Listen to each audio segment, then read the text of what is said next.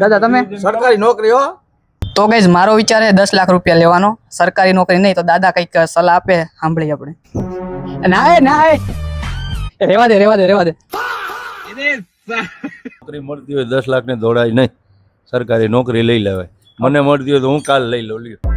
તો આજનો ચેલેન્જ અને આજનો પબ્લિક સવાલ છે કે એક બાજુ 10 લાખ રૂપિયા અને એક બાજુ સરકારી નોકરી, તો પબ્લિક શું જવાબ આપે જોવી. દાદા બેઠા એમને આપણે પૂછી કે તેમનો શું જવાબ આવે. તો દાદા તમને 10 લાખ રૂપિયા આપવામાં આવે ને એક બાજુ સરકારી નોકરી હોય તો તમે કયો ઓપ્શન સિલેક્ટ કરો? 10 લાખ રૂપિયા લેવાય ને. દાદા 10 લાખ રૂપિયા લે, બાકી તમે શું લ્યો કોમેન્ટમાં જણાવવા જાય. તો કઈ અહીંયા 4-5 લોકો બેઠા હતા, એમને આપણે પૂછ્યું, એમાંથી એક જણાએ જવાબ આપ્યો કેમ કે બીજાનો વિડીયો નહોતો બનાવવો. તો હવે આગળ ભાઈ બધા બેઠા, એમને પૂછી જોવી કે શું થાય. આગળ બેઠા એમની પરમિશન લેવી પડે ને આપણે પહેલા બધા. અહીંયા 4 જણા મળ્યા, એમને પૂછી જોવી. તો તમને એક બાજુ સરકારી નોકરી ને એક બાજુ 10 લાખ રૂપિયા આપવામાં આવે તો તમે શું સિલેક્ટ કરો? નોકરી જ કરાય ને. નોકરી. દાદા તમે? નોકરી મેં તને કીધું. દાદા તમે? સરકારી નોકરી હો. દાદા તમે? સરકારી નોકરી. તો અહીંયા બેઠા બધાએ સરકારી નોકરી સિલેક્ટ કરી, આપણે 10 લાખ રૂપિયા સિલેક્ટ કર્યા. બાકી તમે શું સિલેક્ટ કરો કે મને કોમેન્ટમાં જણાવતા જાજો. તો ગાઈઝ મારો વિચાર છે 10 લાખ રૂપિયા લેવાનો, સરકારી નોકરી નહીં તો દાદા કઈક સલાહ આપે સાંભળી આપણે. ભાઈ 10 લાખ રૂપિયા ન લેવાય, નોકરી ગોતાય. એનું કારણ છે કે અત્યારે સમય પ્રમાણમાં રૂપિયો નાનો થઈ ગયો છે, તો 10 લાખ રૂપિયાનું કાંઈ નથી આવતું.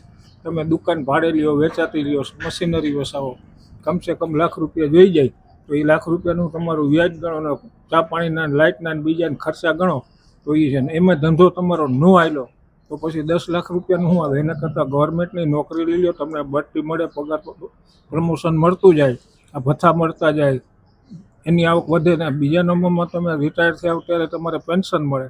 આ ધંધો તો હાલે કે ન હાલે તો શું કરવાનું? એટલે નોકરી ગોતાય.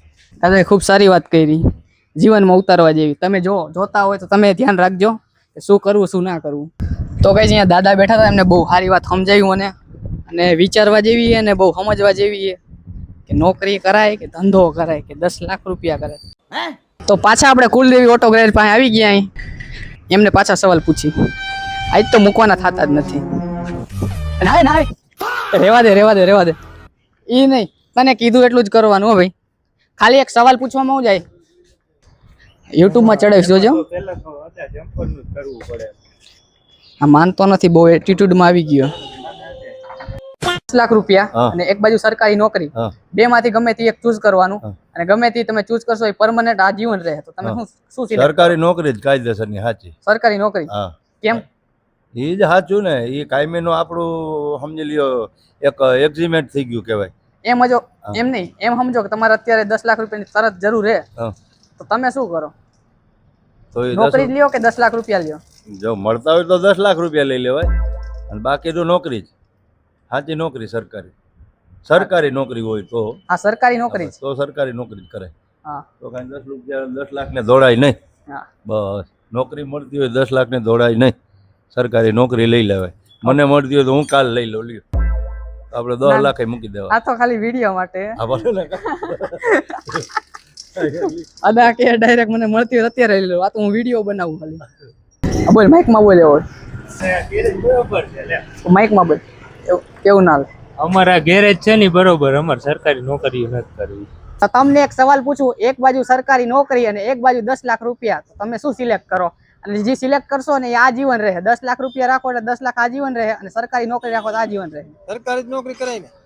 10 લાખ નહીં, તમારો ધંધો હાલે 10 લાખ નો રખાય. 10 લાખનું મૂડીમાં અત્યારે કાંઈ ન કહેવાય. મોઢા પાસે અત્યારે મોંઘવારી પ્રમાણે 10 લાખ રૂપિયા એટલે કાંઈ નહીં. પણ તમારે તો ટાયર્સ નું આખું ગેરેજ છે.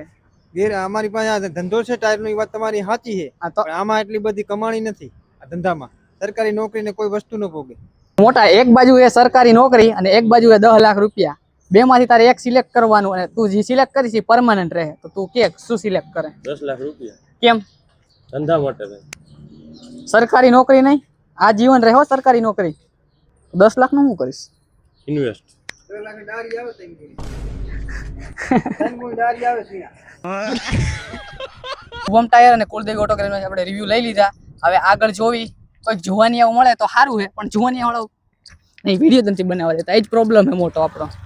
હમણાં એને પૂછીશ તો શરમાઈ જાય અને કે ના નથી બનાવો. બાકી આગળ દાદાએ જે જવાબ આપ્યો બહુ સારો છે. તો તમને એક બાજુ સરકારી નોકરી ને એક બાજુ 10 લાખ રૂપિયા દેવામાં આવે તો તમે શું સિલેક્ટ કરો? અને હા, આ તમને ગમે તે એક સિલેક્ટ કરશો ને પરમનન્ટ રહે આ જીવન. હું 10 લાખ રૂપિયા સિલેક્ટ કરીશ. કેમ 10 લાખ રૂપિયા? એ 10 લાખ રૂપિયા વેજે આપી અને શાંતિથી જીવન જીવીશ. પણ સરકારી નોકરી ન કરાય?